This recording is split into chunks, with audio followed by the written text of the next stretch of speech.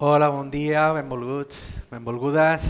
Estem avui en un dels actes de la setmana de Govern Obert que fem aquí avui a Manresa i voldria donar pas a la excel·lentíssima Elia Tortolero, la delegada del Govern a la Catalunya Central.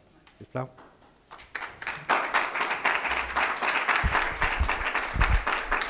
Bon dia a tothom, directora. Gràcies per ser avui aquí.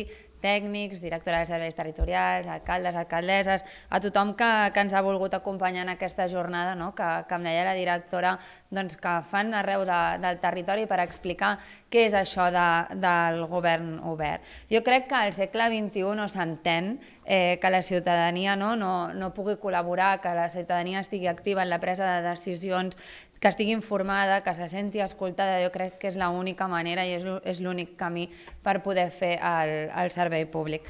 La llei de transparència, accés a la informació pública i bon govern ja va representar un pas important en aquest camí, però el govern obert va molt més enllà en aquesta línia. I és sobretot una cultura per poder entendre la part més institucional. En aquest camí, el Govern de la Generalitat manté un compromís ferm amb el desplegament del govern obert, impulsant polítiques, eines i espais de participació que permetin reforçar la transparència, facilitar la implicació ciutadana i avançar cap a una administració més accessible, col·laborativa i orientada en el bé comú. Una cultura que ens interpel·la a tots i a totes, administracions, professionals, entitats i ciutadania, perquè obrir el govern no és només publicar dades o habilitar canals de participació, és garantir que totes les persones puguin formar part de la conversa pública en condicions d'igualtat. I aquest és el gran repte que avui ens convoca, fer que la participació sigui realment inclusiva. Sovint, quan parlem d'aquesta participació ciutadana, tendim a pensar que només cal crear espais perquè la gent hi pugui intervenir. Però l'experiència ens demostra que això no és suficient. Hi ha col·lectius que continuen infrarrepresentats en molts processos participatius, ja sigui perquè són persones joves, gent gran, persones migrades, persones amb discapacitats, ciutadania amb dificultats digitals o amb menys disponibilitat de temps o de recursos. Si aquestes veus no hi són, les polítiques públiques es construeixen amb una mirada incompleta. I una democràcia que deixa fora una part de la societat és una democràcia que es debilita, una democràcia que està coixa. Per això, la inclusió no pot ser un element accessori en una declaració d'intencions. Ha de formar part d'aquest disseny mateix dels processos participatius. Cal preguntar-nos qui participa, qui no participa i per què no participen. I sobretot cal adaptar aquest llenguatge, els horaris, el format, cal eliminar les barreres físiques però també les digitals i les culturals. I cal també sobretot poder generar confiança amb la ciutadania. Perquè moltes persones només participen o participem quan percebem que allò que diem té un impacte i aporta un valor real. I és aquest esforç que exigeix escolta activa, innovació i treball compartit. I aquí és on les entitats socials, els equips tècnics i el món local hi teniu un paper fonamental. Sovint sou els actors i les actrius que coneixeu millor les necessitats del territori i els que podeu ajudar a arribar allà on l'administració sola no arriba. Per això és tan important poder compartir experiències inspiradores com les que coneixerem avui, perquè les bones pràctiques ens demostren que una participació més inclusiva no només és possible, sinó que ja està passant. Hi ha administracions i entitats que estan incorporant metodologies noves, eines accessibles i mecanismes de proximitat que permeten ampliar la diversitat de veus presents en la presa de decisions. I això té un valor enorme i incalculable, perquè quan la participació és més diversa, les polítiques públiques són també més eficaces, sobretot són més justes i estan més connectades amb la realitat. I el govern obert no és només un objectiu que s'assoleix definitivament i aquí acaba, sinó que és un procés de millora contínua, un compromís amb una administració més transparent, però també, sobretot, amb una administració més útil, més oberta a compartir decisions i més capaç d'aprendre de la ciutadania.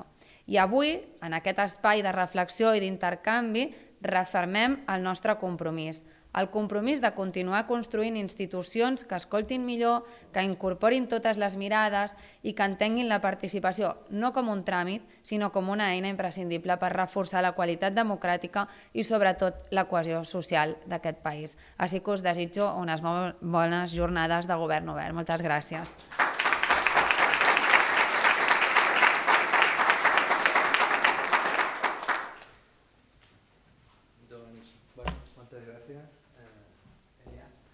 Moltes gràcies també per acollir-nos avui aquí a la seu de la delegació de la Catalunya Central.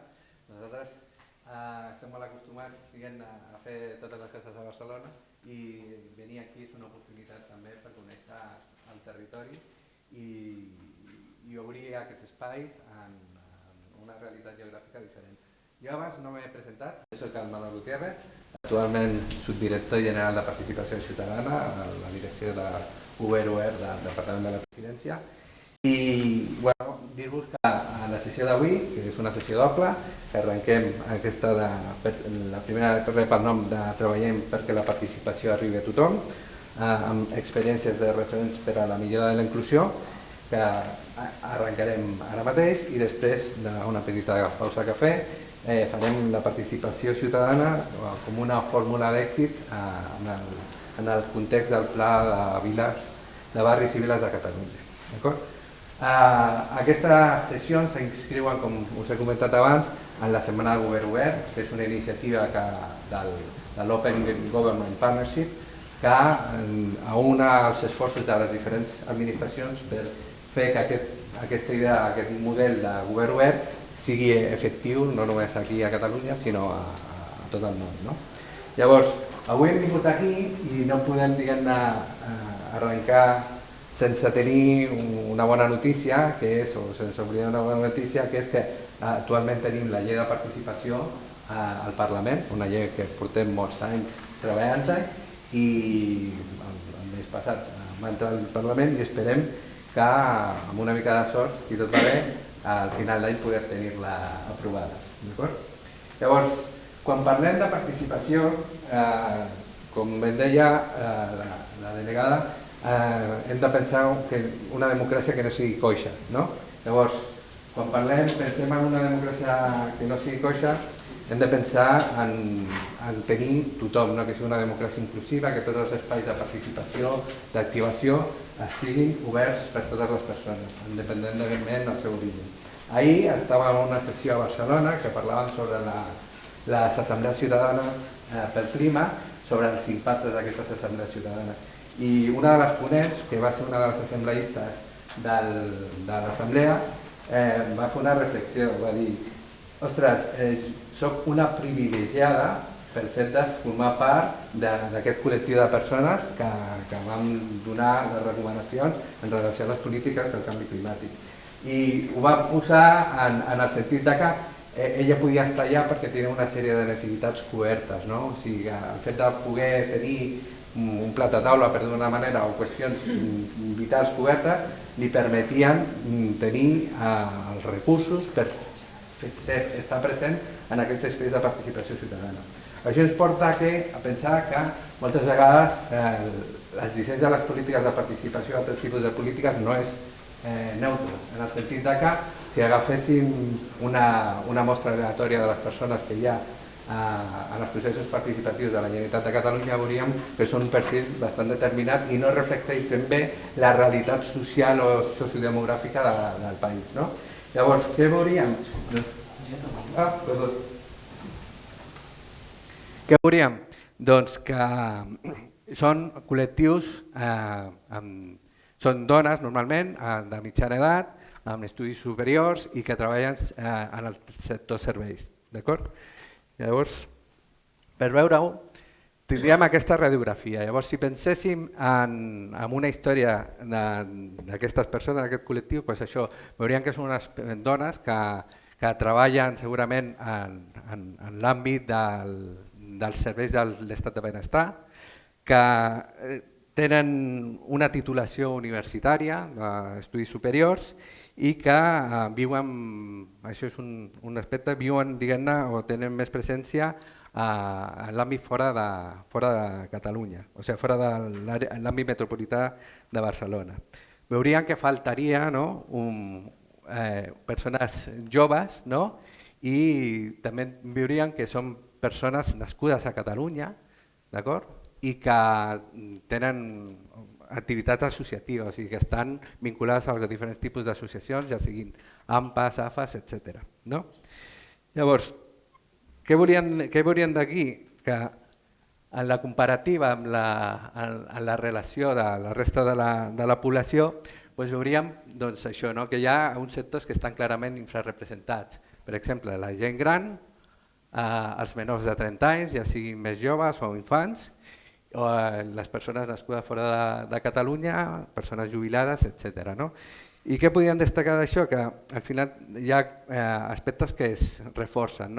Aquesta sobrerepresentació de les persones amb titulacions universitàries s'explica també en part pel fet que no tenim joves, no tenim infants en aquests processos participatius. Llavors, efectivament, que siguin superdotats o d'altes capacitats, no podem tenir nens o nenes de primària que tinguin estudis superiors, evidentment.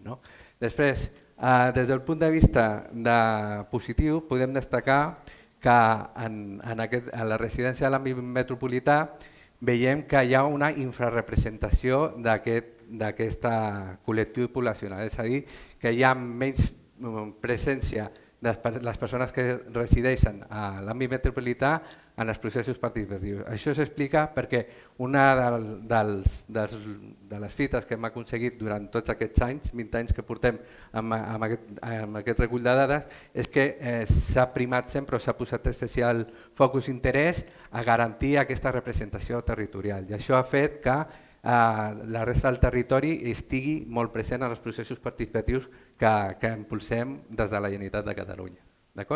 I després, a nivell del grup d'edat, ja sí que hi ha una qüestió que és curiosa en relació a la realitat de la participació, que és que jo m'esperaria que en comptes de dones fossin homes, o sigui, m'esperaria un perfil més com el meu, però curiosament en els processos participatius de la Generalitat hi ha més dones participants que homes. Això s'ha de matitzar en cert sentit perquè sí que hi ha, en funció d'algunes, les temàtiques tenen una incidència també en el perfil des del punt de vista de gènere de la participació. Per exemple, quan són processos de caça o són processos d'esports, la preeminència dels homes és més gran. Doncs ara parlarem una mica d'aquesta realitat que tenim, que ens veu que són uns perfils determinats, que ens falten joves, que ens falten gent gran, i que per entendre aquesta realitat el que ens mostra segurament és que aquesta infrarrepresentació també està mostrant diferències socials i diferències en l'accés a la participació i en altres polítiques públiques.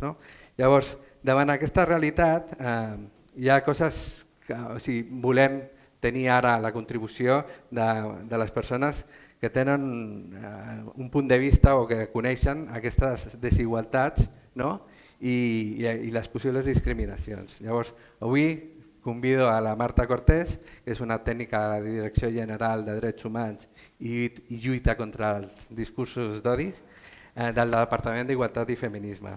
La Marta ha impulsat polítiques en l'àmbit de la igualtat de tracte i no discriminació, com ara el Pacte Nacional contra els Discursos d'Odi i l'actual Pla d'Igualtat de Tracte i no discriminació. No sé si necessites això.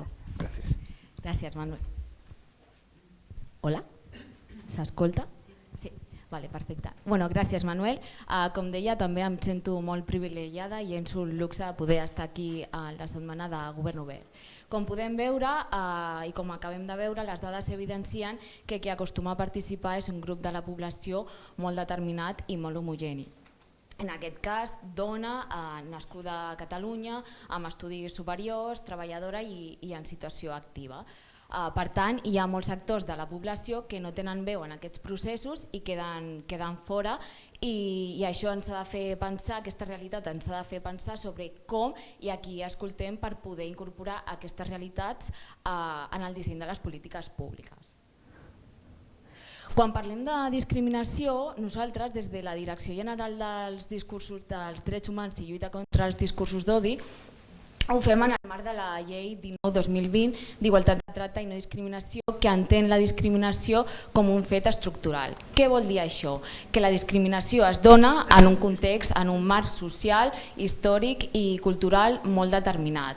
Que la discriminació situa en aquest context hi ha estructures de poder que situen a uns grups de persones per sobre d'altres, o sigui, estan en una situació de privilegi respecte a unes altres. Que hi ha històricament grups i col·lectius de persones que han estat discriminats i no han tingut veu i per tant han estat infrarrepresentats, no han tingut tanta visibilitat, com per exemple el poble gitano, persones amb discapacitat, persones del col·lectiu LGTBI. Aquestes discriminacions les veiem cada dia. Veiem discriminacions al carrer, veiem discriminacions a l'àmbit de la salut, veiem discriminacions a l'àmbit de l'ocupació, de l'educació, etc. I aquestes discriminacions es poden expressar de múltiples formes. Es poden expressar en forma de negació d'accés de drets, en forma de comportaments, d'insults, d'agressions verbals, etc. L'any 2023, l'Oficina d'Igualtat de Tracte i No Discriminació impulsa, conjuntament de la mà del Centre d'Estudis d'Opinió, l'enquesta de les discriminacions a Catalunya. Com podem veure, el 33% de les persones que van participar havien afirmat que alguna vegada havien patit alguna discriminació. Aquest informe està penjat al web de l'oficina i també al web del Centre d'Estudis d'Opinió. Hi ha un informe de 300 pàgines on podreu trobar totes les dades amb més detall i totes les dades desagregades. Què és important aquí destacar? Que més enllà del 33%, hi ha un 50% que va confirmar haver patit un tracte discriminatori a la feina o haver patit una pitjor atenció per part dels serveis públics. Això què significa? Que representen gairebé la meitat de les persones que van participar a l'enquesta. Aquestes dades ens interpel·len directament com a treballadors i treballadores de l'administració pública i per tant requereixen d'una revisió més exhaustiva de per què s'estan generant aquestes discriminacions i sobre com arribem a aquests col·lectius de població. Per tant, hem de revisar com podem arribar a tots els col·lectius que històricament han estat discriminats, com comentava anteriorment, i donar veu en aquests processos de participació. I per poder fer-ho, com comentava també abans la Èlia, hem de pensar processos que siguin inclusius. Hem d'arribar a tothom i donar veu i facilitar la seva participació.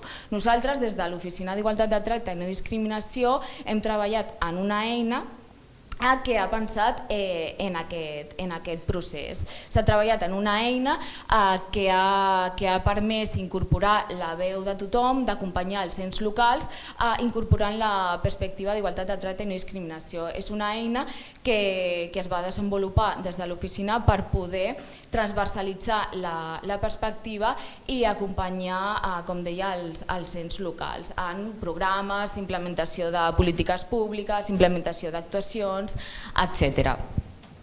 Per tant, el repte que tenim és transversalitzar la igualtat de tracte i no discriminació, perquè quan ho fem podem analitzar l'impacte d'aquestes polítiques públiques i podem arribar a tothom, podem incorporar al conjunt de la ciutadania, que al final és la finalitat, arribar a tot el conjunt, adreçar aquestes polítiques públiques al conjunt de la ciutadania. Un exemple de participació en aquests processos seria el que estem duent a terme ara mateix amb el Pla d'Igualtat de Tracte i No Discriminació que comentava el Manuel anteriorment. Hem incorporat la veu de col·lectius que històricament han estat infrarrepresentats, com també comentava anteriorment, per poder donar i facilitar la seva participació en aquests processos. En aquest cas hem seleccionat 5 entitats, ens agradaria arribar a tothom, però amb els recursos que tenim hem seleccionat aquestes 5 entitats, que són dones en situació de migració i no alfabetitzades, dones treballadores de la llar i les cures, joves en situació situació de migració o extutelats, dones gitanes i persones amb discapacitat intel·lectual. Perquè al final el que ens hem de preguntar és això, com podem arribar a tothom, quina és l'eina que hem de fer servir, com fer arribar aquesta informació. Una persona sorda podrà accedir a aquesta informació en aquests processos de participació, una persona en situació d'analfabetisme pot accedir a la informació d'aquests processos, i totes aquestes preguntes són les que ens hem d'anar fent cada dia des de les nostres situacions de privilegi a l'administració pública per poder donar resposta i abarcar a tota la ciutadania. Doncs moltes gràcies. Moltes gràcies a tu. I dono pas al següent. Bueno. Al següent privilegi.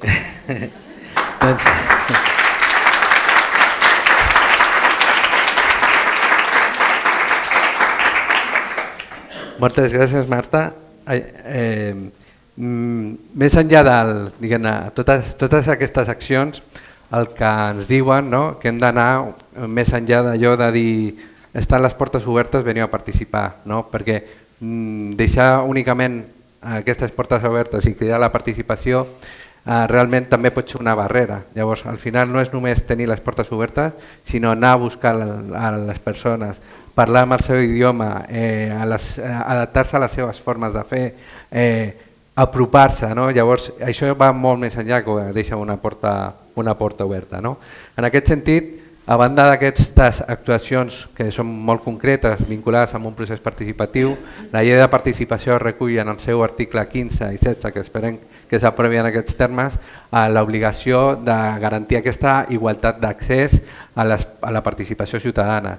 I també s'identifiquen algunes accions concretes que es poden dur a terme per garantir aquesta igualtat. Llavors es plantegen, per exemple, el tema dels horaris, o es planteja també la possibilitat d'establir sistemes de sortejos en compensació econòmica als participants, serveis de cures, també algunes accions concretes que facilitin incorporar els infants dels cicles d'estudi reglats en la participació a través d'establiment de crèdits que es comptabilitzin com a la seva formació.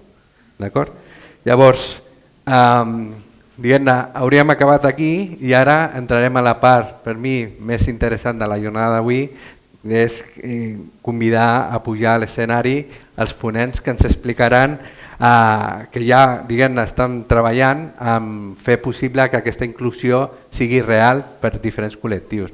Llavors, us agrairia, sisplau, els ponents, a la Ruth González, l'Elisenda Ortega, el Dani Marín, la Ingrid de la Rosa i el Xavier Pous, que m'acompanyin aquí a l'escenari per parlar de què hem de fer per millorar aquesta inclusió.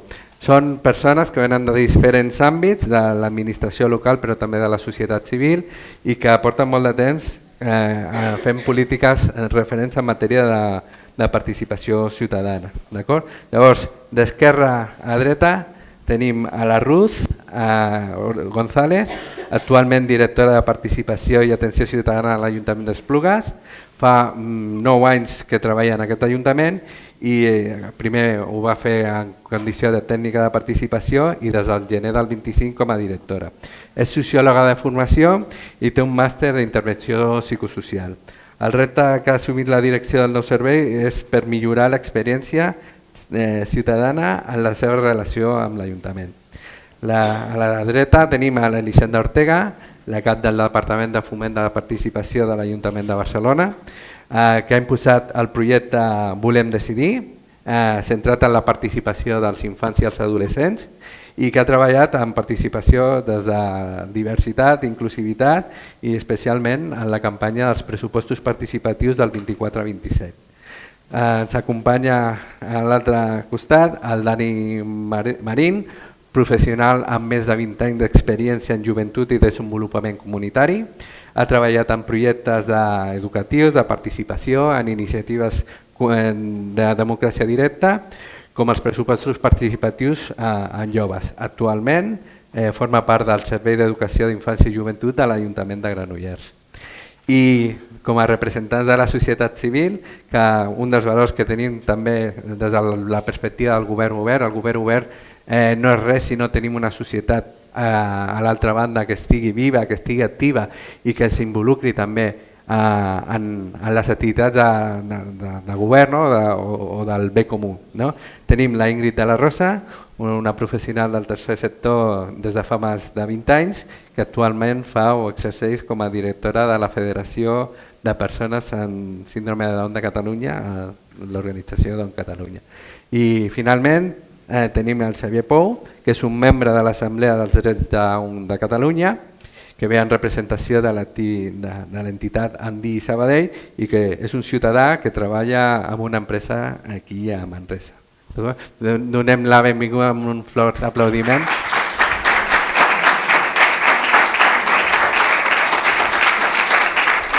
Llavors, et deixo això. Llavors, ara abordarem una mica en base a algunes preguntes que ens expliquin quines són aquestes experiències. De fet, una de les coses que ens vam plantejar quan vam començar a organitzar tot això era que érem molt conscients que la Generalitat tenia un lag, una manca, en el sentit de portem molts anys fent participació, hem desenvolupat plataformes per participar en línia, hem afinat la metodologia, s'ha fet molta feina tots aquests 20 anys, més de 20 anys que estem treballant, però vam veure clarament que hi havia llacunes que havien d'abordar. I aquestes llacunes tenien a veure amb com fem aquesta inclusió, aquesta participació. Llavors, som molt conscients que hi ha moltes experiències prèvies en el món local que fa molts anys que hi treballen i que tenen una proximitat a la realitat del territori, a la realitat de la societat, que fa que tot aquest saber que estan atesorant i estan acumulant seria interessant poder compartir-los. Llavors els hi van demanar que fessin d'una forma molt generosa aquest esforç de venir a explicar-los, també la vocació no només que nosaltres hi aprenguem, tot l'equip de participació, però també d'obrir aquesta finestra que potser acabi convertir-se en una porta molt gran per fer possible que tothom pugui tenir aquesta referència d'aquestes eines que es puguin aplicar en diferents situacions. Llavors, perdona Ruth, en Cas Esplugues és un exemple d'un ajuntament que porta molts anys fent participació generalista, però que sempre ha dut a terme accions concretes específiques per incloure diferents col·lectius. Em pots explicar arrel de quina situació o situacions us vau donar que era necessari detectar aquestes barreres en diferents col·lectius i quins exemples de mesures vau dur a terme per poder fer front a aquest repte, a aquesta situació? Bon dia, gràcies. Estic amb la veu una mica agafada, però faré el que pugui. Gràcies en primer lloc per haver-nos convidat. Explicaré una mica d'on partim. Jo m'incorporo a l'Ajuntament, com has comentat, fa 9 anys i un dels reptes que se'm planteja és sempre participen les mateixes persones. Hem de fer alguna cosa perquè això canviï i per incloure més col·lectius. Això va ser arrel d'un pressupost participatiu que ja es va veure que havíem de canviar la dinàmica. Aleshores, el 2017, amb la col·laboració de la Diputació, posem en marxa la plataforma Esplugues Participa, el Decidim, que molts ajuntaments ara tenen, i canviem una miqueta el model per donar veu a altres col·lectius. Perquè la foto és una sala buida, no vol dir que estigui buida, però potser la idea en aquest moment és que hem de sortir d'aquesta sala perquè pugui venir més persones. Aleshores comencem a fer tallers específics en llocs i col·lectius que ja funcionen i anem, en aquest cas, per exemple, als instituts a fer participar els joves, que sempre ens costa molt que participin. També anem a grups de conversa de persones nouvingudes, grups de català, treballem amb entitats, persones amb discapacitat i fem tallers en aquests espais. Els adaptem, òbviament, amb lectura fàcil, amb pictogrames o amb les necessitats que tingui cada col·lectiu, però ho fem tot de manera segmentada, és a dir, no hi ha una inclusió real en aquest cas. L'objectiu és que hi hagi la inclusió real, però hem de començar d'alguna manera, i primer valorem que fer-ho segmentat és una bona manera. Altres exemples una miqueta més inclusius, és el projecte que tenim on joves donen suport a persones grans a utilitzar el mòbil. Aquests són tallers setmanals que ja existeixen. Ens coordinem amb les tècniques i diem, doncs anirem a explicar, per exemple, el pressupost participatiu i farem que, ja que hem implementat la plataforma nova, els joves ensenyin a les persones grans a utilitzar aquesta plataforma, perquè el que té el Decidim hi ha una mica de viatge en el cas de persones grans i d'altres col·lectius que potser no tenen aquesta facilitat amb les eines tecnològiques. I aleshores vam fer aquesta experiència i van fer propostes conjuntament o votar o prioritzar i és un recurs que hem utilitzat en diferents processos. Altres experiències, aquestes de l'últim pressupost participatiu també que vam fer, veiem que hi ha un col·lectiu que és les famílies amb infants de 0 a 3 anys que no venen perquè prou feines tenen per tenir infants tan petits i hi ha la mesura de posar canguratge, un servei de monitoratge, però aquests infants tan petits no funciona amb monitoratge perquè volen estar al costat dels seus pares o les seves mares. Aleshores vam dir, fem un taller obert a tota la ciutadania però l'adaptem i posem la infància al centre i com es pot veure a la imatge és realment al centre.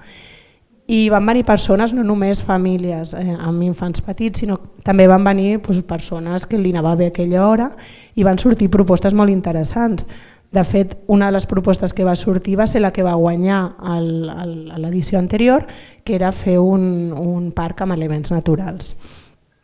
I en aquest sentit, aquest any, l'edició del Consell d'Infants, el Consell d'Infants, en el nostre cas, no és un òrgan participatiu, sinó és un procés participatiu on participen infants de totes les escoles públiques i concertades de la ciutat. És a dir, aquest any estem al voltant de 500 alumnes que el seu repte ha estat dissenyar el parc que va guanyar el pressupost participatiu. Un col·lectiu que els infants, si no anem a les escoles, no participen perquè els processos que fem normalment són a partir de 16 o 18 anys. Aleshores, és l'oportunitat de donar veu a tota la diversitat d'infants perquè són tots els alumnes de primària. I van elaborar aquest parc amb el repte de que no només fos amb elements naturals, sinó que fos un parc inclusiu i que promovés les relacions intergeneracionals. I ha quedat molt xulo i aquest divendres el presentarem.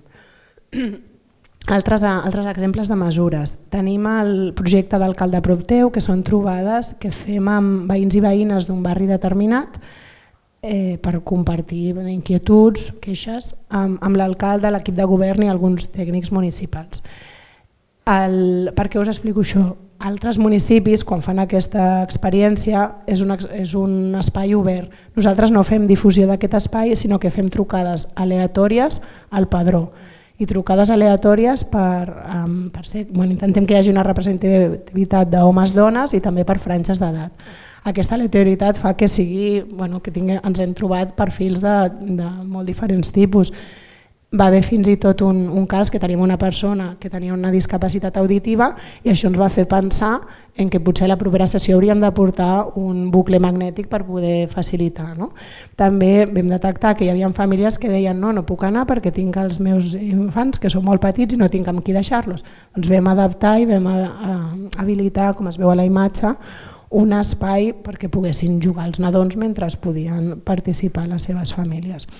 I és un espai que funciona i de fet fidelitza, perquè com que ve gent aleatòria, participa, li agrada i després quan les convidem a participar a altres processos de ciutat venen. Així que en aquest sentit funciona i participa gent molt diversa.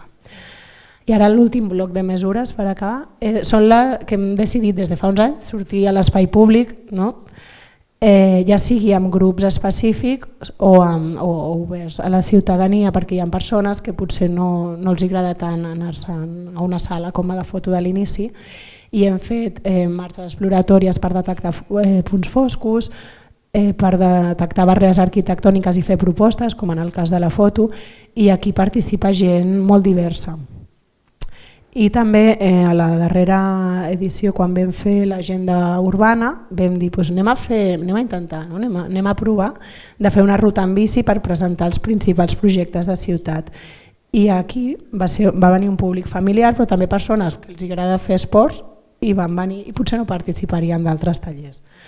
Aleshores, en definitiva, són mesures que que promouen que hi hagi una diversitat de participants. I en darrer lloc, una de les millores que també, una de les mesures que vam implementar va ser fer punts mòbils al carrer allà on passen coses, siguin festes, actes de ciutat o a la sortida de les escoles a l'hora punta, no? Van tots els infants al parc. Primer vam posar unes carpes, ho fèiem en mode carpa, i vam veure que no acabava de funcionar. Més endavant vam comprar un carretó, que era més mòbil, no? I podíem anar d'un costat a l'altre de la plaça, i ara en breu ens arribarà un tricicle, que ja és com l'evolució final, i creiem que també pot ser una bona manera. I en definitiva són mesures, ja callo, perquè com a mínim hem diversificat les persones que participen als nostres processos. Moltes gràcies, Ruth. Jo crec que em quedo, no vull triar per deixar fora coses, però la idea aquesta, per exemple, dels joves ajudant la gent gran a tenir accés, a trencar aquesta bretxa digital, la imatge aquesta dels infants en les famílies, trobo que és fantàstic, és molt potent des d'un punt de vista que moltes vegades pensem els espais des d'una lògica, però potser hem de replantejar-nos si pensem els espais perquè des del punt de vista de les necessitats de l'administració, i potser el que hauríem de fer és pensar els espais de participació des de la lògica o les necessitats de les persones que han de participar. I la mobilitat trobo que és realment una sèrie d'activitats que ens inspiren molt per poder fer altres coses. Doncs moltes gràcies, Ruth. Ara parlarem amb la Elisenda de totes les accions que vosaltres de participació que impulseu des de l'Ajuntament de Barcelona, que són un gran referent no només a Catalunya, sinó jo diria que fins i tot al món en matèria de participació. Destaquem en relació a la inclusió els pressupostos participatius. Perquè heu treballat en mesures actives perquè els col·lectius que habitualment no hi són presents puguin ser-hi.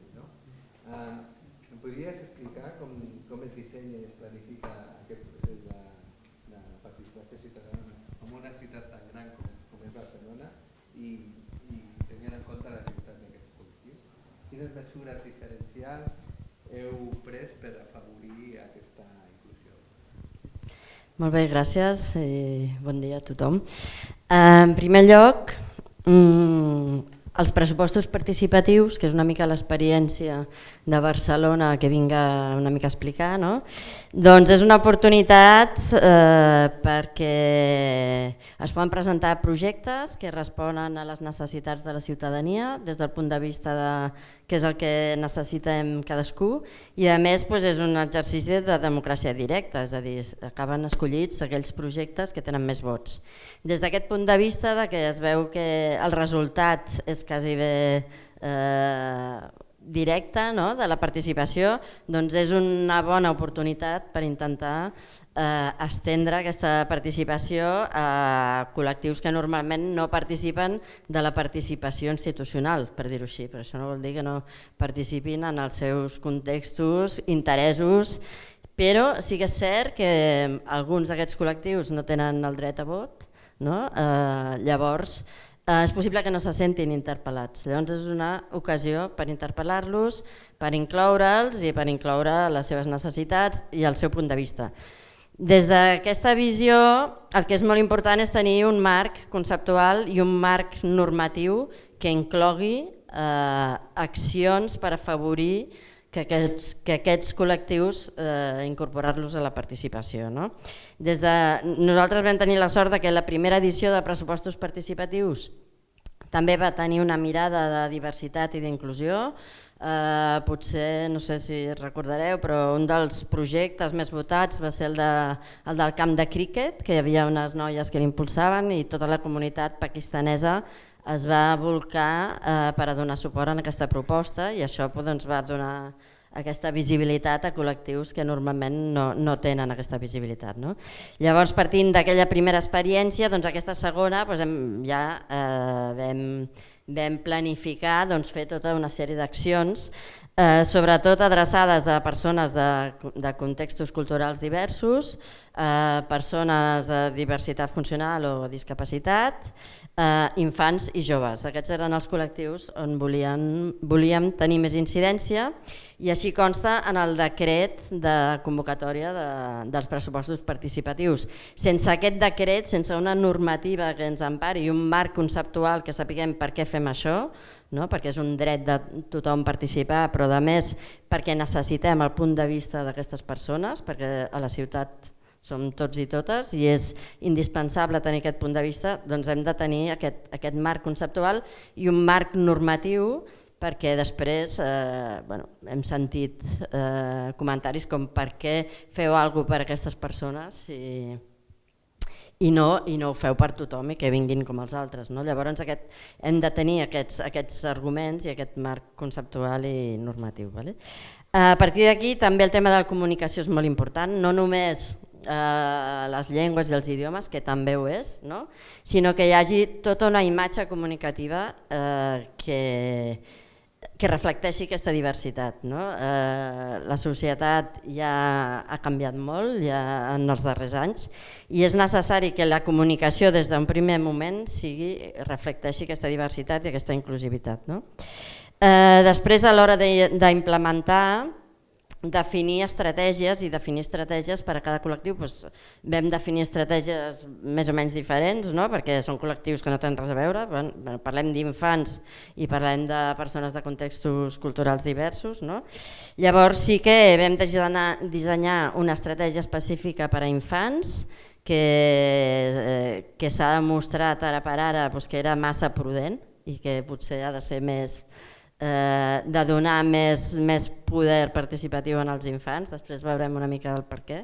Una estratègia també dels joves basada en els casals de joves i en els espais joves de Barcelona, basada en anar allà a explicar què són els pressupostos participatius i després també una estratègia per a persones amb discapacitat molt basada en les necessitats de les entitats. Si les entitats tenen necessitat d'algun canvi urbanístic en el seu entorn més proper o en el seu equipament, si es tracta d'un equipament municipal, molt basat en si tenen aquestes necessitats i aquest interès, és a dir, que puguin realment beneficiar-se dels pressupostos participatius, no anar a explicar per explicar. I en el cas de persones amb diversitat cultural, un mapeig del territori molt apamat a cada barri, a cada districte, amb els tècnics d'interculturalitat, també amb els tècnics de persones amb discapacitat, fer aquest mapeig de les entitats, també a partir dels consells de participació també es va fer. I un cop fet aquest mapeig, que el vam fer molt ràpid perquè teníem molt poc temps, com sempre a la participació anem corrents, doncs sí que es va contractar dos lots dintre de la contractació d'empreses dinamitzadores de tots els pressupostos participatius. Hi havia una contractació per a cada districte, però després teníem un lot 11 i un lot 12. El lot 11 era persones, contextos culturals diversos i persones discapacitat, i el lot 12 era infants, adolescents i joves.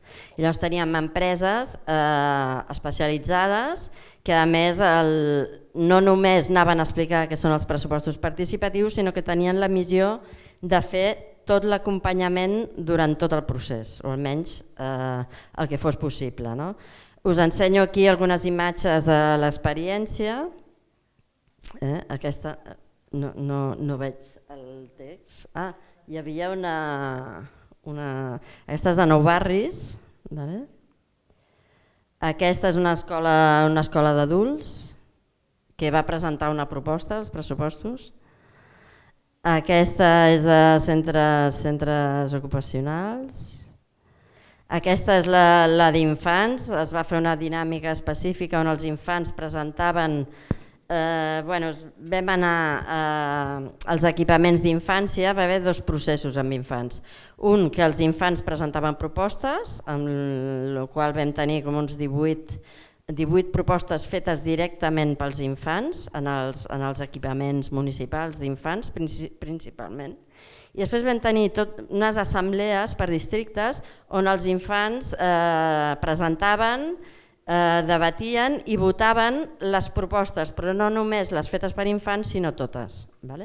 Després els infants no podien votar la votació final perquè eren només a partir de 14 anys, però sí que van votar que dos de les propostes anessin directament a la votació final, amb la qual saltaven un dels filtres, però sí que hem valorat que això no és suficient, sinó que hem de donar més capacitat de poder també als infants. Aquí teniu una de les sessions amb joves i aquí és una mica el quadre de reflexió, que aquí teniu en el quadre de dalt les sessions participatives que es van fer i que vam arribar a moltíssima gent, parlem de més de 800 persones, de cultures diverses i de discapacitat, diversitat funcional, 1.581 infants amb assemblees, vull dir que va ser una mobilització potent, però la variable de reflexió és i les propostes d'aquestes persones, què ha passat? Llavors una mica la reflexió és que les propostes presentades per aquests col·lectius tenen, quan es fa la valoració tècnica per part de l'Ajuntament, doncs hi ha un percentatge més elevat de propostes que es rebutgen perquè no compleixen els requisits tècnics entre cometes. Quins són aquests requisits tècnics? En temes de diversitat funcional, de mobilitat, hi havia temes que això no és la normativa, això ja s'urbanitzarà, això està previst d'aquí 2 anys, això tal, que tècnicament i urbanísticament no poden entrar en els pressupostos. També hi havia algunes propostes de cultures diverses, i aquí sí que poso un accent crític, que es van descartar perquè tocaven temes com centres de culte o inclús temes de parcel·les per a l'enterrament, que també hi ha una característica, i aquí es van descartar tècnicament, és a dir, que l'Ajuntament ja no les va acceptar per anar a votació. I també les dels infants potser tenien més desconeixement o potser tècnicament no estaven tan elaborades. De manera que les propostes ja són una mica més rebutjades per la mateixa institució perquè no compleixen determinats requisits. Ja són diferents, una mica més diferents de la resta de propostes. I per últim, la reflexió també és que de totes les propostes que es van presentar, que són totes aquestes, que teniu aquí les propostes presentades de cada col·lectiu, doncs que finalment guanyessin són molt minses. I aquí hi ha diverses reflexions també. Un es posava a participació 30 milions d'euros, però 30 milions d'euros per una ciutat com Barcelona potser no és suficient. Es van escollir 76 propostes totals en el global del procés i aquí teniu les guanyadores de les sessions que vam fer específicament per a aquests col·lectius. L'altra reflexió és que aquests col·lectius no tenen la suficient capacitat de mobilització com ho tenen els altres, com ho tenen les associacions de tota la vida. En aquesta edició de pressupostos van tenir molta força i molts vots totes les associacions esportives, clubs de futbol que volien millora de camps, dels seus camps de futbol, etc. I clar, hem de fer la reflexió la institució, nosaltres podem fer molta participació i anar a tots aquests col·lectius, anar a casa seva, als seus espais, etc. Però també la institució ha de tenir clar que les propostes d'aquests col·lectius són importants i que aquestes propostes que són necessitats diferents, per tant no fan propostes com la de la resta de població, sinó que fan propostes diferents i aquestes propostes s'han de poder acceptar i s'han de poder implementar. I l'altra, que aquests col·lectius no tenen la capacitat de mobilització ni de protesta, ni de manifestació, ni de pressió, com tenen els moviments socials més tradicionals o més... I això també hem de ser conscients, és a dir, que no només és anar-los a buscar, sinó després que les seves propostes realment arribin, s'implementin, i per això ens fa falta encara molt.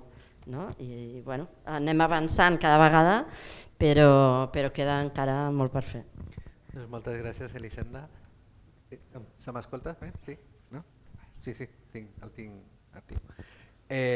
Moltes gràcies. Ja apuntes elements, la necessitat d'un marc normatiu, d'una bona campanya de comunicació, d'una estratègia que tingui molt en compte les necessitats i també aquests condicionants, que no tots els col·lectius tenen el mateix poder, poder des d'un punt de vista de mobilització, poder de coneixement, poder també social de saber a quina porta has de tocar, etc. I aquests són tots elements que segurament hem de tenir en compte quan ens plantegem fer efectiu aquesta necessitat d'igualtat de tracte.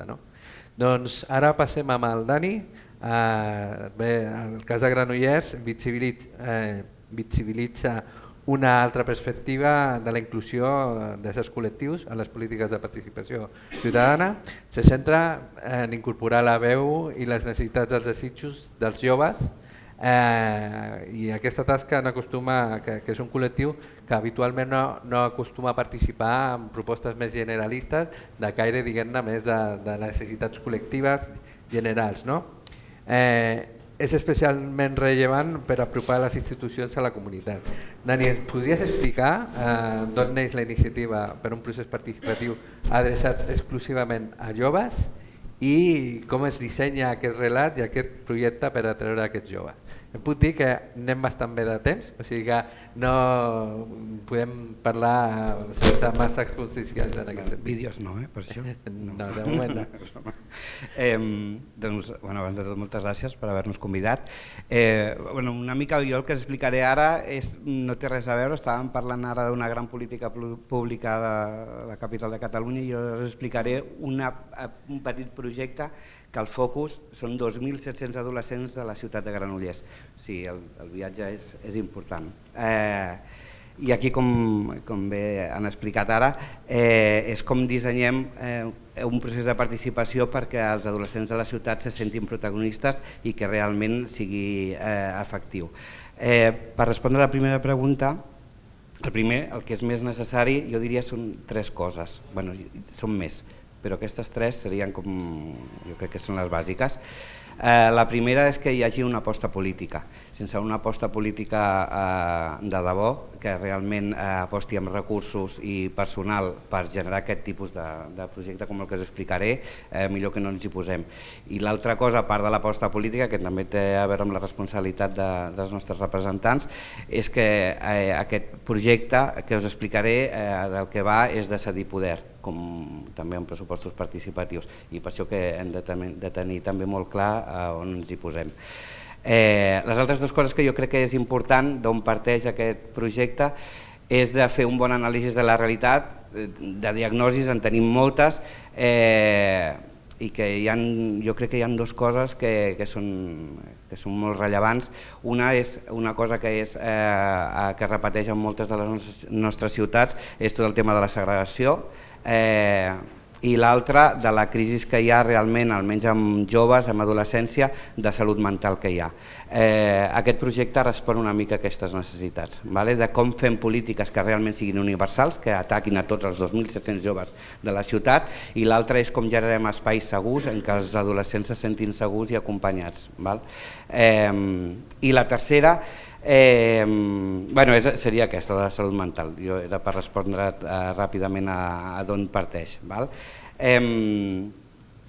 L'altra cosa també important és que partim també d'una experiència que tenim a Catalunya des de fa molts anys, que una és tot el tema dels fòrums de participació de tant d'infants com d'adolescència, que ja hi ha un llarg recorregut com a metodologia de treball, i l'altra també són el tema dels pressupostos participatius, no tant en inversions sinó en dinamització comunitària, que també hi ha un llarg recorregut en aquest sentit. O sigui que partim d'una experiència acumulada de fa molts anys al nostre territori. Com el tema de com vam pensar tot el tema del disseny, aquí sí que li vam dedicar com molta energia, però que partim d'una cosa bona que és això, de l'experiència de fa molt temps. sabíem que les coses que havien d'haver-hi a la coctelera és el tema comunicatiu, que havia d'estar des d'un bon principi centrat amb els adolescents, i en aquest sentit partíem d'una cosa molt positiva a la ciutat de Granollers, és que el Consell de l'Adolescència que hi ha a la ciutat, que es diu el Fòrum de l'Adolescència a l'Arrel, ja porta bastants anys en funcionament, i el que partíem també d'una demanda pròpia del Consell, que era que volien realment més protagonisme, que volien passar de la representativitat més a un lideratge comunitari dels propis adolescents, i això era com molt important. Amb tot això el que vam estar fent va ser durant tot un any fent tot el disseny del procés de participació amb el mecanisme de pressupostos participatius, i a nivell de cronograma de la història és molt senzilla, que això també és una de les coses importants. Aquest projecte és senzill i a més molt experiencial. El mes de setembre de l'any passat el Fòrum de les Adolescències de Granollers va convocar tots els adolescents de la ciutat perquè fessin propostes i que decidissin quines eren les millors propostes a decidir amb el pressupost de 12.000 euros per l'any següent d'activitats. Amb això es va generar tota una campanya que comentàvem abans amb l'Elisenda, d'unes coses que són importants o que creiem que era molt important era com ens dirigim a la ciutadania a nivell personal, i vam enviar cartes individualitzades a tots els adolescents, als 2.700 adolescents, per interpel·lar-los a nivell individual, que tothom se sentís convidat en el procés. Jo això ho defenso a tot arreu perquè jo crec que és molt important i és una manera hem de pensar més estratègies, però de garantir la universalitat del projecte, que tothom se senti, que estigui informat. A part d'això, es van a tots els instituts, es va fer xerrades descentralitzades als centres cívics, vam intentar construir a tota la ciutat, arribar a tota la ciutat a nivell comunicatiu. Evidentment és molt complicat arribar als 2.700, però és pensar l'estratègia, trencar-nos les banyes perquè els 2.700 se sentin interpel·lats i se sentin que aquella cosa va amb ells. Aquí li vam dedicar moltíssima energia. És un dels secrets. Al mes d'octubre rebem les propostes i al mes de novembre es fa l'assemblea. No estic passant les diapos. Com us he dit, una mica la història és que vam generar el mapa de la ciutat, que Granollers té, com moltes ciutats com a Manresa, també té un passat industrial molt important, i aquí vam construir tot un imaginari. El projecte es diu Libèlia, un món per les adolescències de Granollers. Jo vinc d'on vinc i això d'un món, perquè li vaig donar moltes voltes a la història per construir un projecte que fos molt transformable, i em venia molt al cap allò d'una frase que deien els zapatistes, que era de un mundo donde quepan todos los mundos, i era una mica generar un projecte en què qualsevol persona d'alguna manera es pogués sentir interpel·lada o que es sentís que també anava amb ell o amb ella a la història. Per això vam construir això de Libèlia, que és molt llarg d'explicar, no em dóna temps d'explicar-ho ara, però una mica juga amb tota guinyos a la realitat de la ciutat. Un és tota la transformació que hi ha hagut al riu Congost, que ha sigut molt important i que ja fa temps que es poden veure libèl·lules volant per allà i que són un bioindicador de salut i de sostenibilitat. I d'aquí vam tirar, dic, això ens connecta superbé. I l'altre és tot el passat industrial, que ens connecta tot el tema d'aquest imaginari steampunk, que és del segle XVIII, del passat industrial, però mirant cap al futur. I que també amb això vam construir també uns personatges, que són 6 personatges, us ho estic explicant superràpid, però... sí, és enrere, dels personatges, són enrere, vam construir 6 personatges per una mica que estiguessin identificats totes les interseccionalitats que poden haver-hi entre les adolescències de la ciutat. El Narcís està inspirat amb el Narcís Monturiol, la Jana amb la Hannah Arendt, la Heidi amb la Heidi Lamar, l'Ave amb la Berroes, la Fàtua és l'única que està viva, que és la Fatoumata Diawara, i el Leonardo da Vinci. I el tema és tenir totes aquestes històries per ficar-los en joc, quan ho necessitem en tot el procés per quan ens acostem als joves, a nivell d'estratègia comunicativa. A nivell de calendari, al mes de novembre vam fer l'assemblea, si us passo una mica l'assemblea, us haig de dir que vam dedicar molta energia. Una de les coses bones és que com teníem el Consell de les Adolescències, nosaltres, la nostra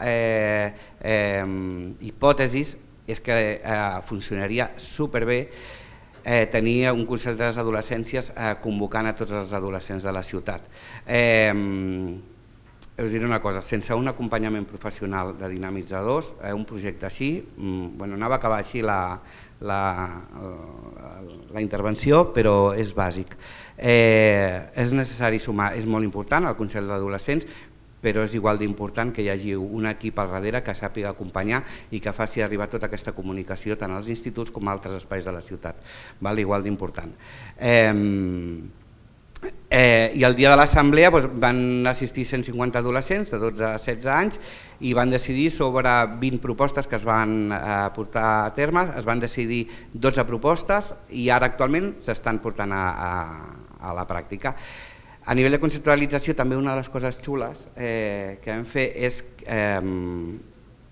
amb aquest mapa, que és un sociograma, està inclòs tots els serveis que hi ha per a un adolescent de la ciutat. Aquí, espero no deixar-me ningú, és que hi ha una persona que és de Granollers i com deixi algú em farà xec-xec. En aquest mapa és un sociograma de la ciutat per tots aquells serveis que es poden adreçar a un adolescent.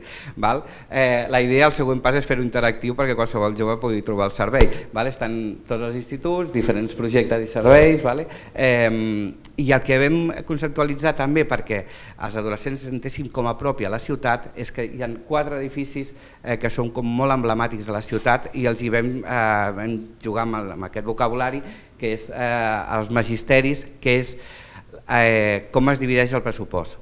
Són 12.000 euros, que és molts pocs diners, us he de dir, són molts pocs diners, però tot i així defenso a nivell de metodologia perquè estic molt content a nivell d'impacte, saps que està funcionant la història.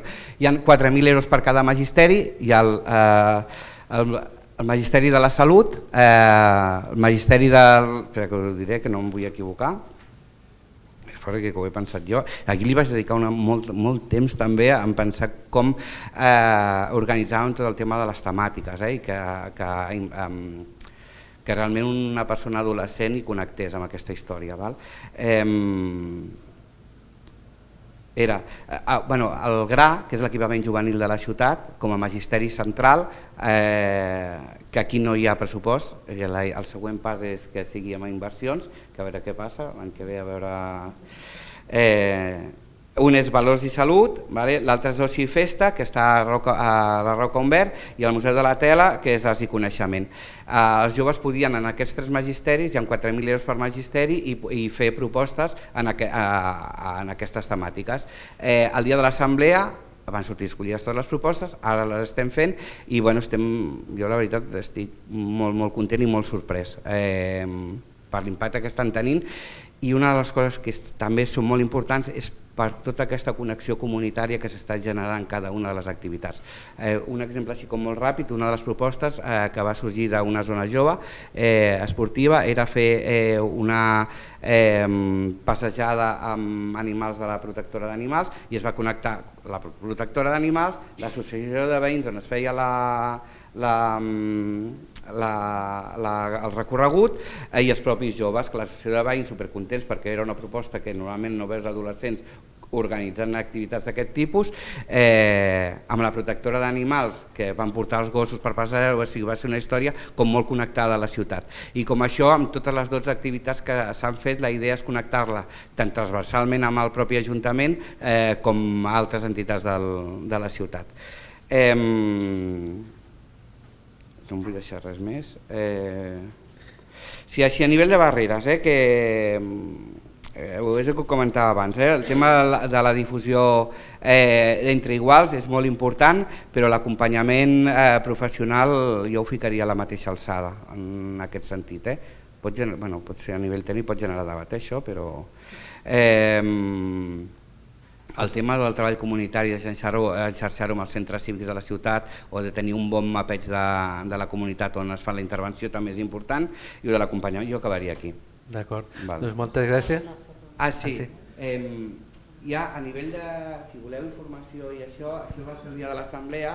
El dia de l'assemblea és molt important, que la votació és per deliberació, que és la gràcia, i després votació individual, però tot el pes sobretot és en les taules de deliberació, que jo crec que és una de les potències del procés.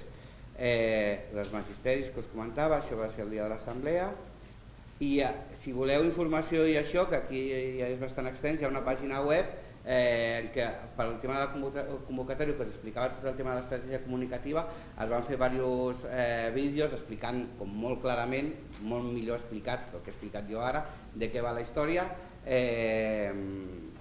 i això, i després a les xarxes del Servei de Joventut hi ha un, no me'n recordo com es diu això, és que no tinc xarxes,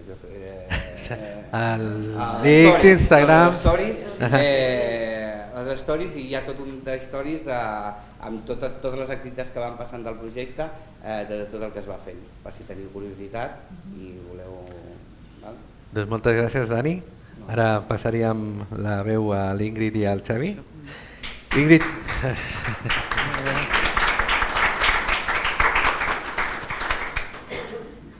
Ingrid i Xavi. Començo jo, no?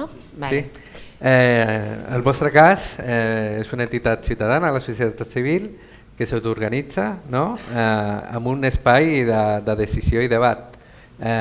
Ja compteu amb certa incidència política, llavors ens agradaria que ens expliquéssiu com s'organitza i com funciona aquest espai de participació dintre de l'entitat i què recomaneu o què penseu que podeu recomanar a les administracions per poder integrar-ho. I d'altra banda, quins són els impactes que tenen aquests espais a les persones que hi participen? Vale, doncs Dani, tu i jo... Ai, Xavi, perdona. Tenim 7 minuts, oi? Tenim així un temps i nosaltres ens hem distribuït. Jo primer us explicaré més aviat tot el que hem parlat abans i tu al final què significa per vosaltres, oi? Formar part. I res, abans de tot donar-vos les gràcies, perquè per nosaltres és increïble poder estar en un lloc així on a més esteu tantes persones que esteu atenent tant a les entitats i a la nostra gent i a nosaltres mateixos i poder compartir la nostra petita experiència i sobretot per la voluntat que teniu ara mateix de fomentar la participació de tothom. Down Catalunya som la federació que representa les persones amb síndrome de Down a Catalunya i agrupem les 12 entitats que els hi donen serveis o els acompanyen al llarg de la vida. El que ens uneix és que pensem i defensem que una persona amb síndrome de Down i amb altres discapacitats intel·lectuals des que neix ha de fer tota la seva vida en la seva comunitat més pròxima i aquest és un tret comú, jo diria, de tot el moviment d'entitats fora de Catalunya també que treballem amb persones amb síndrome de Down. És molt complicat no veure persones amb síndrome de Down en el nostre dia a dia, això ho teniu en el vostre ADN, sí o no? I esteu com molt entrenats i molt disposats a fer-ho. D'aquests 20 anys que tenim de trajectòria com a federació, fa 16 es va començar a treballar tot el que és, en anglès diríem el self-advocacy o el moviment autogestor. Hi ha tradició en altres països europeus, a Espanya arriba i a Catalunya en aquest cas, fa més o menys per aquells anys. De fet, quan ho comencem a implementar en dues federacions de l'àmbit de la discapacitat. I és a partir d'aquí on hem anat evolucionant i és el que us volem explicar avui. Durant el llarg de tota aquesta trajectòria, us deixem aquesta foto perquè aquesta és una trobada d'autogestors que en fem nosaltres, que sí? Que fa un parell d'anys la fem en aquest format d'hotel, hi havia una superposició de les taules i tot això es va pensar per una raó. A les entitats, a les nostres 12 entitats, a 7 hi ha grups d'autogestors que us trobeu o un cop a la setmana, depèn, o cada 2 setmanes, i en aquests espais les persones amb síndrome de Down, amb altres discapacitats intel·lectuals, ells decideixen moltes coses de la seva vida, no? Pues on sortireu, quines coses fareu i tot això. Això per què es fa? Perquè participar té un impacte molt gran en l'apoderament de la persona, en la seva autoestima, en eliminar aquella sensació de soledat no desitjada que a vegades, no? Que de sentir-nos sols i que ningú no ens escolta, i es fa per això. I un cop l'any ens trobem com a Down Catalunya. No? Com ho fèiem abans? Aniré ja ràpid. Com ho fèiem abans? Bueno, doncs anàvem a un lloc, no? Passàvem el cap de setmana, sèiem així en corro i tal. Quan ens hem convertit en assemblea ens hem anat professionalitzant, anem a dir. Per què? Perquè tenim una experiència que és quan vam fer una intervenció, es va fer una reflexió interna, diríem, a les nostres entitats com ho feu ara com a administració, sempre estem dient que nosaltres posem la persona en primer lloc, que poc coherent, que a vegades anem als llocs només a parlar del que ens interessa a les entitats, tot i que els hi donem a ells uns espais. Què podríem fer? I resulta que havíem d'anar al Parlament i finalment vam dir, mira, deixem d'anar nosaltres als llocs, jo en aquest cas, hem d'anar amb els representants. Aquí en aquesta foto surten dues persones que són d'Aura Fundació, que són d'una entitat a Barcelona. I aquí ja ens vam començar a plantejar que a més de tenir tota aquesta part d'autogestió havíem de fer... Jo no he tocat res. Que m'apropi això? Vale. Que a més de tenir això, havíem de constituir-nos en assemblea de drets. Això és del 21 de març de 2025, una trobada que no és només històrica per nosaltres, és històrica per la Generalitat de Catalunya perquè és el primer cop que un grup de persones amb discapacitat es reuneix, no és que visiti el Palau de la Generalitat, sinó que es troba amb un president de la Generalitat de Catalunya. Tu hi vas anar, va ser molt interessant i a més cada grup d'autogestors es va poder preparar el seu tema, d'aquests temes que a més ens interessen, d'habitatge, treball, etc. I ja a partir d'aquí ja és quan li vam donar la volta, de fer-ho no només de seure perquè sí, que sí que és cert que seure així al voltant com fem tots és important, però donar-li estructura d'assemblea, un espai de treball, respectant... Us he posat aquest parell de captures perquè fins l'any 2024 fèiem el programa, però el programa pels tècnics. I vam dir, imagina't, hem fet el programa pels tècnics, si de cas els heu de llegir vosaltres. I aquí ja vam fer un pas més perquè la participació comença aquí. En aquell moment en el que jo valido que allò que tu em diràs no serà una opinió que jo m'apuntaré, sinó que realment per nosaltres té un valor i que es guia. I aquí res, perquè he d'acabar per passar-li al Xavi, que si no no arribarem. Així com a exemples de com ho fem nosaltres, ens cal que ens donguin temps, us cal que us donguin temps suficient. Per això és tan important garantir tota l'accessibilitat al llarg del procés i això és comú per qualsevol discapacitat. El més important és tenir un temps per preparar el tema, gamificar-ho, fer ús dels colors, l'accessibilitat juga molt, ahir ho comentàvem, tu ens pots donar tots els drets del món, però si no me'ls fas accessibles és igual que si no me'ls haguessis donat. Fer presentacions en grups, que això la persona...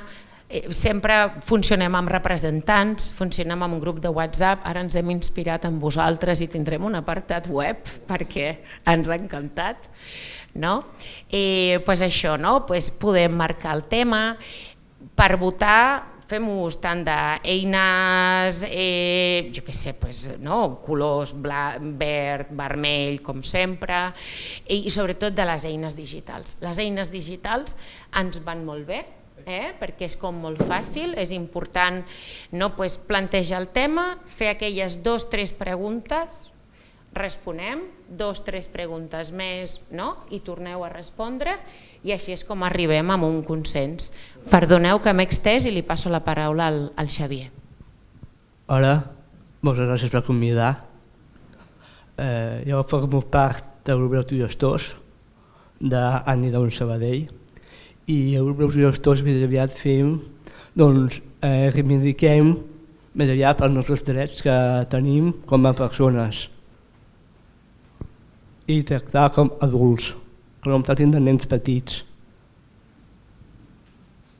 Després vull dir que a Catalunya el que fem també, les trobades que fem a aquest hotel, he après coses noves. He après el tema dels drets que fem, com reivindicar les coses que escoltin els polítics i arreu del món. Podem votar, com a gent amb general podem fer tot, i també tenir una feina digna. Jo aquest any farà 21 anys que treballo al mateix lloc i més aviat fem tot això. Molt bé, moltes gràcies. Ara ja...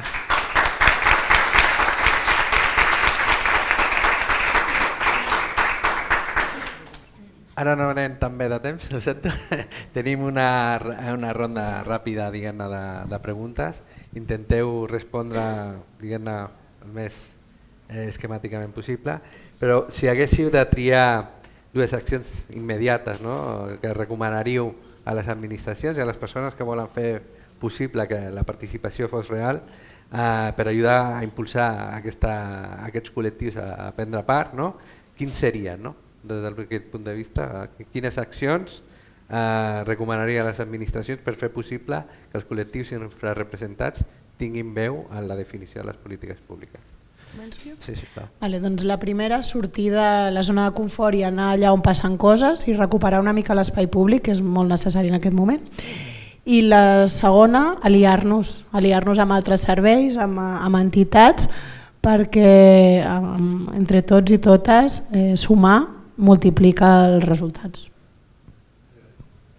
Jo crec que cal incorporar aquesta mirada diversa i inclusiva des del primer moment en tots els processos i s'hauria d'incorporar en tota l'administració. Tenim molts problemes per incorporar-ho. A part de la participació, parlo a l'hora de fer tràmits amb l'administració, a l'hora de dialogar amb l'administració.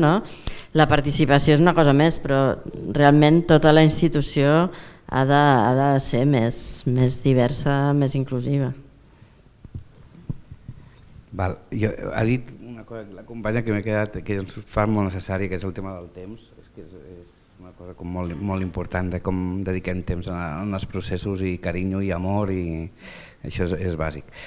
L'altra, jo com a coses que pensava és que també és un gran hàndicap, la burocràcia està agafant un pes ara que la gent que estem més a prop de la ciutadania se'ns està fent cada vegada més feixuc, tot plegat. Jo crec que això s'ha de posar sobre la taula perquè parles amb la resta de companys i tothom està més o menys igual. El tema de fer processos que siguin més de transferència real del poder i no tan consultius o de participació simbòlica, i l'altre és el que comentava jo abans, que és molt important que siguem més gent generant vincle amb la ciutadania, confiança i acompanyament en aquests processos, i si no hi ha aquesta gent és molt difícil. Perfecte, gràcies.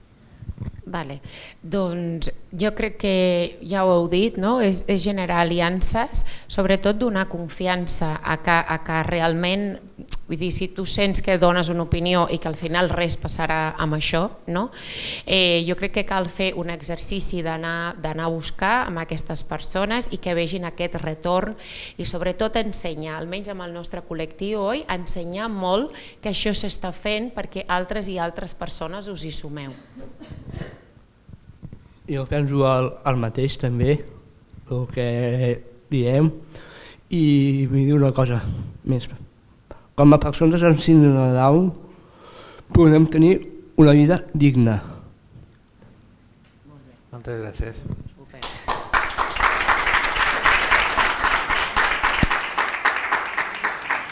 Tenim 5 minutets per preguntes. Si hi ha alguna persona que vulgui adreçar alguna pregunta als ponents o fins i tot a la Marta també, doncs ara sou lliures de plantejar-les.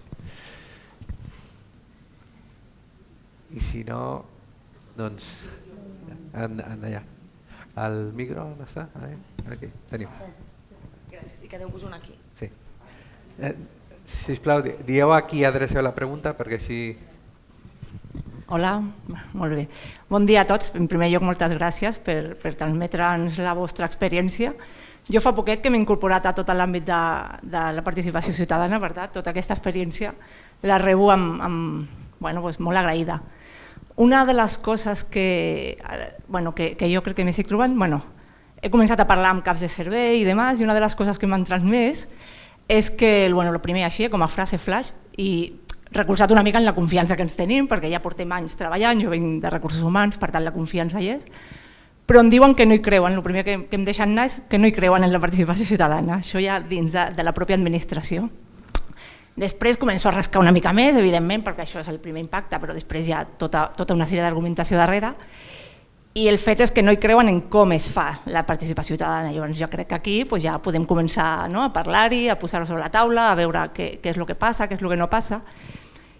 I clar, jo una de les coses que intueixo, i és una percepció personal també de tot l'àmbit del que jo vinc, que són els recursos humans, són els lobbies, quan jo he intentat fer participar la plantilla, els treballadors i treballadores, un dels sectors que té més reticències són els sindicats, per exemple, perquè clar, és el seu espai on ells tenen aquesta força, aquesta influència, per tant, lluitar contra tot això genera una sèrie de barreres. Llavors, m'agradaria saber una mica més les experiències a nivell més de l'àmbit local, a veure si us hi trobeu, si realment és una cosa meva que jo puc intuir venint de l'experiència prèvia, o realment us esteu trobant amb aquestes barreres de lobbies importants que us posen frens i barreres amb aquesta participació ciutadana. Gràcies. Doncs si algú de vosaltres s'anima...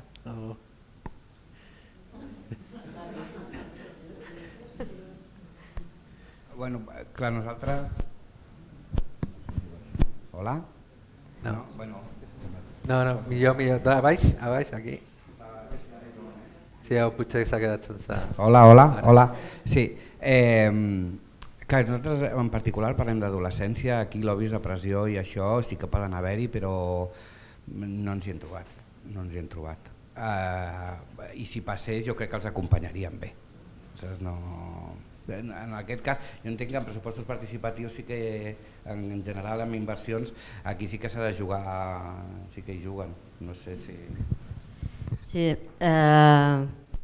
reticències dintre de la mateixa institució en tenim, i per part dels tècnics. Sí que és veritat que va canviant amb els anys, cada vegada fem passos endavant. Jo crec que la institució és més, a més els fem treballar moltíssim, sobretot els arquitectes, perquè han de valorar 1.700 propostes, imagina't valorar 1.700 propostes el que suposa. Teníem més de 60 avaluadors tècnics. La primera edició protestaven més, ara cada vegada menys, i ara ja veuen que això és així, i vull dir, no s'han de posar de cara, perquè això està per quedar-se. I la participació ha canviat. Ahir parlàvem amb uns companys, des dels ajuntaments democràtics, quan els moviments veïnals i l'associacionisme tenia molt de pes, encara té pes, però és cert que els canals de participació que s'han obert són més no associatius. També la societat està canviant molt, tot el que és la digitalització, les xarxes socials, fa que participem d'una forma més individual al principi, però cal també alhora establir un debat col·lectiu. Però és cert que l'associacionisme ha canviat, potser ha perdut pes, bueno, ara hi ha altres canals també de participació, no? Jo no ho veig tant com una pugna, no? I el que sí que volia també, quan la gent que és reticent a la participació i tal, bueno, dir també que estem en un procés de regularització de persones immigrants que porten temps visquent aquí, que surt d'una iniciativa legislativa popular. Surt de la recollida de 500.000 de signatures i gràcies a aquesta mobilització i a aquests canals de participació ciutadana ara estem en aquest procés. No? Vull dir que la participació ciutadana és real, ve per quedar-se i que canvia coses. No únicament la participació i no únicament els canals institucionals, això està clar. Vull dir, les mobilitzacions, els moviments socials existeixen i canvien les coses. Quants equipaments, quants serveis han començat, per exemple, amb l'ocupació de locals, no? Parlem a Barcelona, tenim la història des de l'Ateneu de Nou Barris als anys 70. Vull dir que, evidentment, la participació no únicament és la institucional, però la participació també serveix i la democràcia, i afirmar la democràcia passa per la participació ciutadana. Vull dir que aquí els de participació som molt defensors de la participació i crec que hem de fer proselitisme a dintre de la institució també. Hola. Sí, afegir una coseta. Clar, el que hem de fer és a vegades seduir els companys i companyes perquè vegin que això de participar està bé.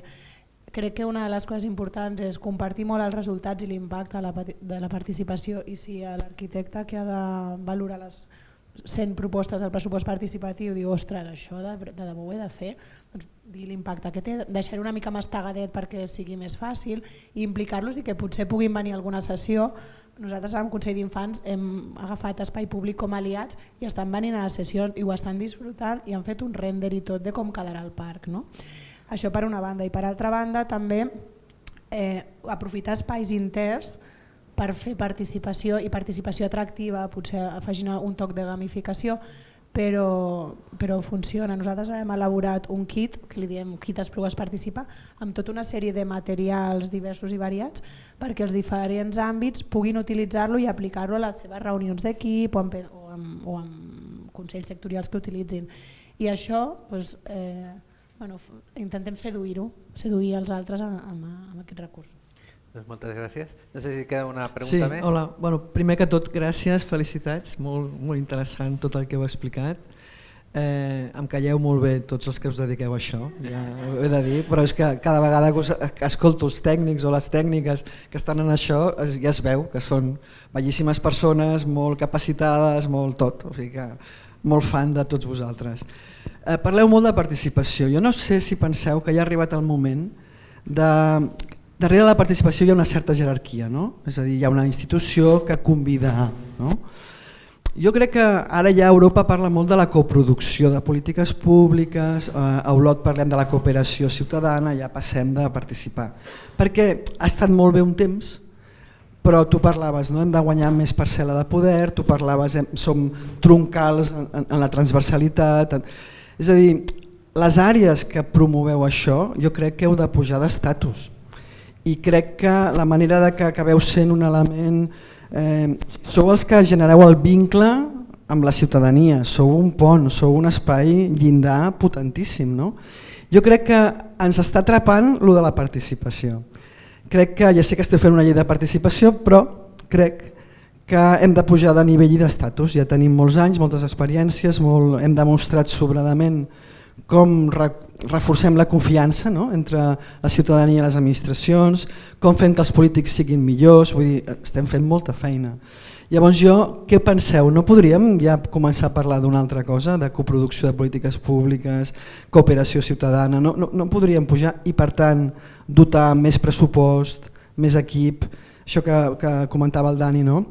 No podria haver ja realment un exèrcit de persones, aquests adolescents que després els formem i ja són tècnics col·laboradors permanents de les dinàmiques. No podríem ser una mica més, ja posar-li més canya? Com ho veieu? Sí. No faré més preguntes perquè si no és que no es donarà temps. Jo diré molt ràpid, tot i que jo no sigui... Sí. Sí, vale. Tot i que jo no sigui administració pública, però ara avui que esteu tants, no?, de temes de participació. I en el sentit, a nosaltres ens agrada, ara parlo només com a Down Catalunya, molt el que planteges, perquè de fet partim d'això que us comentava fa poc, que va molt relacionat amb el moviment de persones amb discapacitat en general, que és res amb nosaltres sense nosaltres.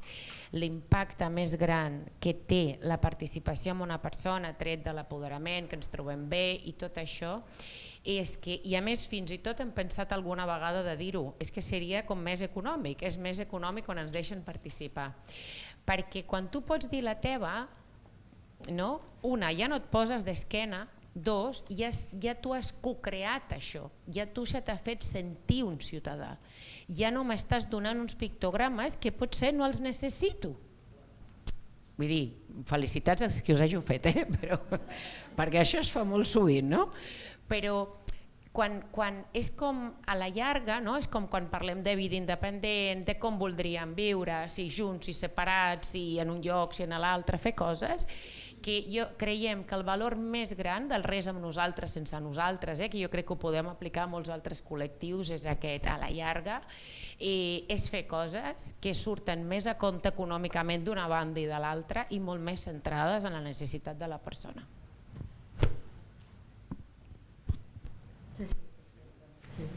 Ostres, com anem de temps? Molt malament, sí.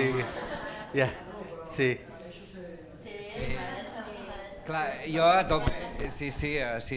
De fet, quan a comunicatiu no parlem ni de pressupostos participatius, ni de participar, ni no. Diem, què vols fer? Saps? Va, tenim els recursos, t'acompanyem, ho feia. Total, hem d'anar cap aquí.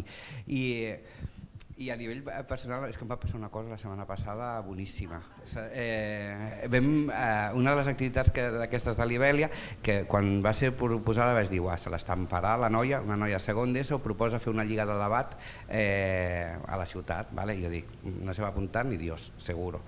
Total, s'acaben apuntant 16 equips per fer una lliga de debat de 12 a 14 anys. Va ser aquest dissabte passat. Total, hi havia uns nanos que són de l'Arrel, que els coneixia, que havien muntat un equip, i jo tenia pressa aquell dia, me'n tenia d'anar, tenia la dinamitzadora que estàvem, i dic, jo me'n tinc d'anar, m'acosto als nanos i els dic, oye, i jo pensant, estoy yo aquí organizando esto, yo soy aquí que estoy cortando el bacalao, ¿sabes? No sé què, com d'allò, m'acosto i li dic, que me'n vaig, i es queden així, què quiere este señor ahora, ¿sabes? Que és nuestro espacio, i en molt adult, era tot adolescent, apropiat, em queda així anant, vale, adeu,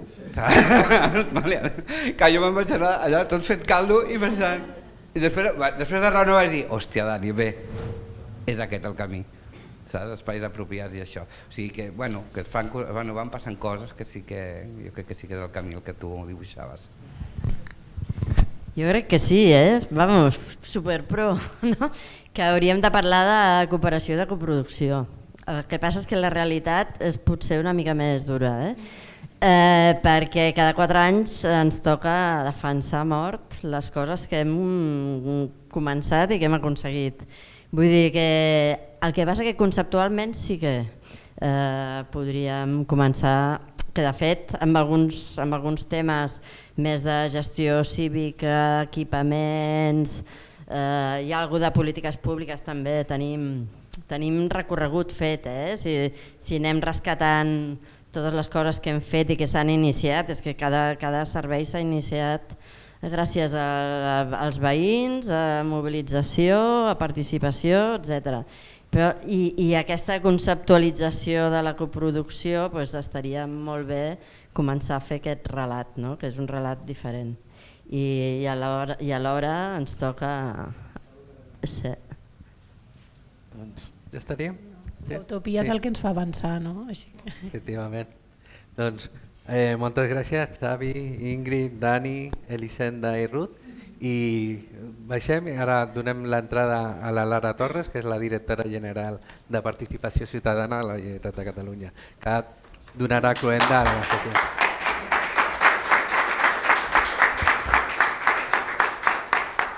Bé, moltes gràcies. Jo volia ser una mica més extensa, tenia aquí un document escrit una mica més formal, però entenent que anem malament de temps i que tenim una segona taula que crec que molts de vosaltres us quedeu i que realment és la part interessant i que jo també en aquest cas conduiré, només agrair a tots els participants d'aquesta taula, que crec que ha estat molt interessant, compartim moltes de les coses que s'han dit, algunes d'elles inclús jo crec que queden recollides en aquest avantprojecte de llei que vam aprovar fa poc temps i que esperem que abans de final d'any finalment estigui aprovat pel Parlament, amb poques esmenes a poder ser, que això vol dir que es manté l'essència amb el que portem treballant molts anys amb aquesta llei, que hem intentat que fos una llei superparticipativa on tothom es sentís còmode, però sobretot per donar un marc general de la participació i unes garanties en aquella gent que fa tants i tants anys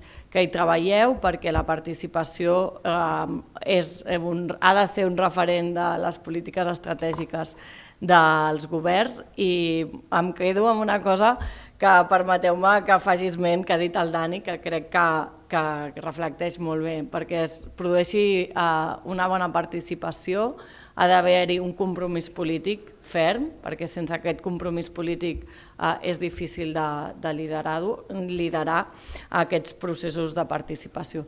I ara, sense gaire més, després ja tindré oportunitat de continuar parlant, si voleu podeu sortir per aquella porta, que hi ha un petit refrigeri mentre es fa aquest canvi de micros i de ponents. Gràcies.